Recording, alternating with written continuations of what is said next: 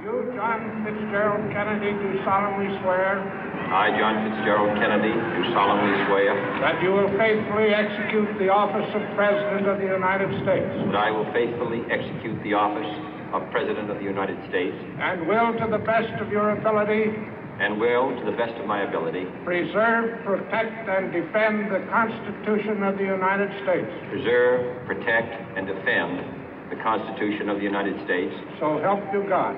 So help me God.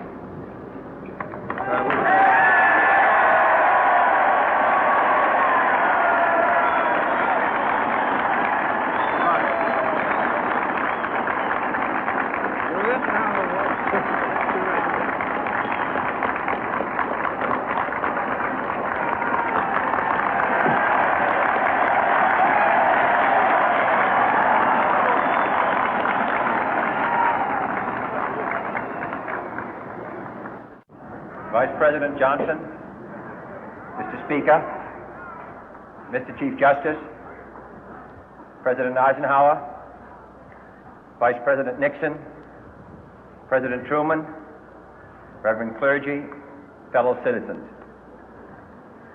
We observe today not a victory of party, but a celebration of freedom, symbolizing an end as well as a beginning, signifying renewal as well as change. For I have sworn before you and Almighty God the same solemn oath our forebears prescribed nearly a century and 3/4 ago. The world is very different now, for man holds in his mortal hands the power to abolish all forms of human poverty and all forms of human life. And yet the same revolutionary beliefs for which our forebears fought are still at issue around the globe. The belief that the rights of man come not from the generosity of the state, but from the hand of God. We dare not forget today that we are the heirs of that first revolution. Let the word go forth from this time and place to friend and foe alike that the torch has been passed to a new generation of Americans born in this century, tempered by war, disciplined by a hard and bitter peace, proud of our ancient heritage, and unwilling to witness or permit the slow undoing of those human rights to which this nation has always been committed and to which we are committed today at home and around the world.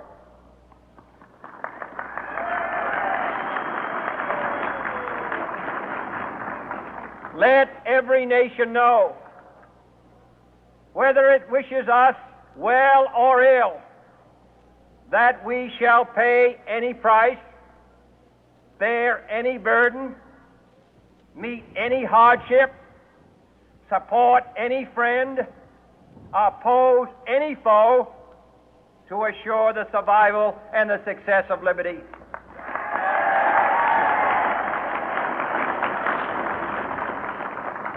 This much we pledge and more. To those old allies whose cultural and spiritual origins we share, we pledge the loyalty of faithful friends. United, there is little we cannot do in a host of cooperative ventures. Divided, there is little we can do, for we dare not meet a powerful challenge at odds and split asunder. To those new states whom we welcome to the ranks of the free, we pledge our word that one form of colonial control shall not have passed away, merely to be replaced by a far more iron tyranny. We shall not always expect to find them supporting our view, but we shall always hope to find them strongly supporting their own freedom, and to remember that in the past, those who foolishly sought power by riding the back of the tiger ended up inside.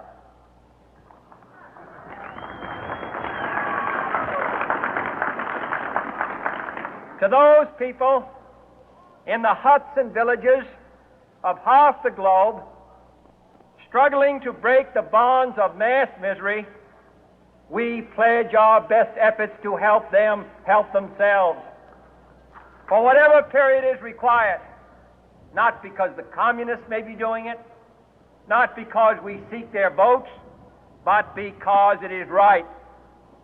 If a free society cannot help the many who are poor, it cannot save the few who are rich.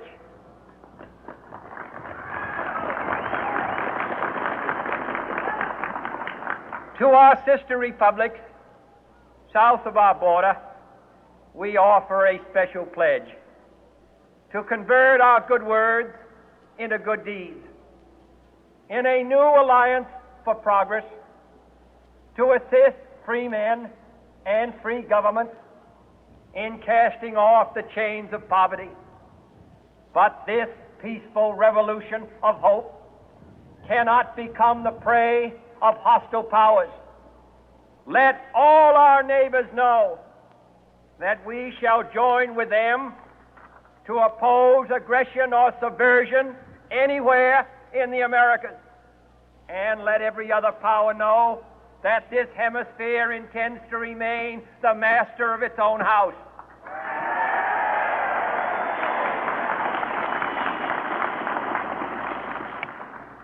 To that World Assembly of Sovereign States, the United Nations, our last best hope, in an age where the instruments of war have far outpaced the instruments of peace, we renew our pledge of support to prevent it from becoming merely a forum for invective, to strengthen its shield of the new and the weak, and to enlarge the area in which its writ may run. Finally, to those nations who would make themselves our adversary, we offer not a pledge, but a request that both sides begin anew the quest for peace. Before the dark powers of destruction, unleashed by science, engulf all humanity in planned or accidental self-destruction, we dare not tempt them with weakness, for only when our arms are sufficient beyond doubt can we be certain beyond doubt that they will never be employed. But neither can two great and powerful groups of nations take comfort from our present course, both sides overburdened by the cost of modern weapons, both rightly alarmed by the steady spread of the deadly atom, yet both racing to alter that uncertain balance of terror that stays the hand of mankind's final war.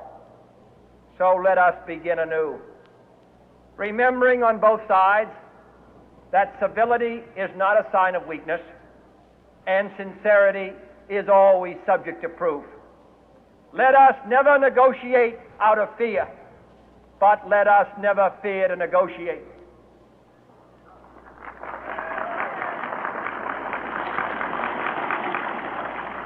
Let both sides explore what problems unite us, instead of belaboring those problems which divide us. Let both sides, for the first time, formulate serious and precise proposals for the inspection and control of arms, and bring the absolute power to destroy other nations under the absolute control of all nations.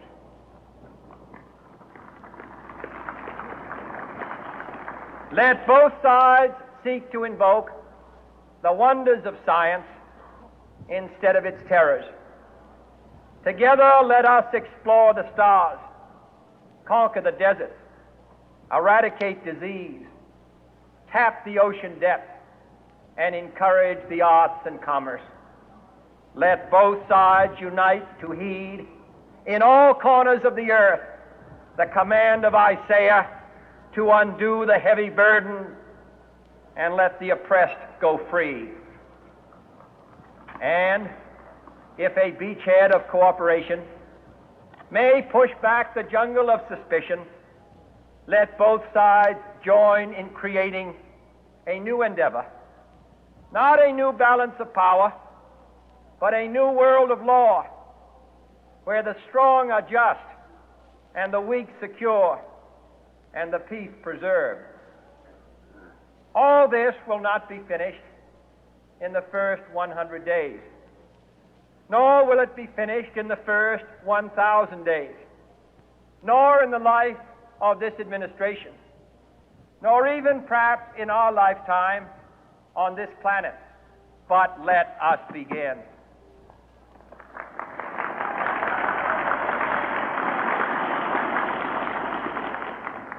In your hands, my fellow citizens, more than mine, will rest the final success or failure of our course. Since this country was founded, each generation of Americans has been summoned to give testimony to its national loyalty. The graves of young Americans who answered the call to service surround the globe. Now the trumpet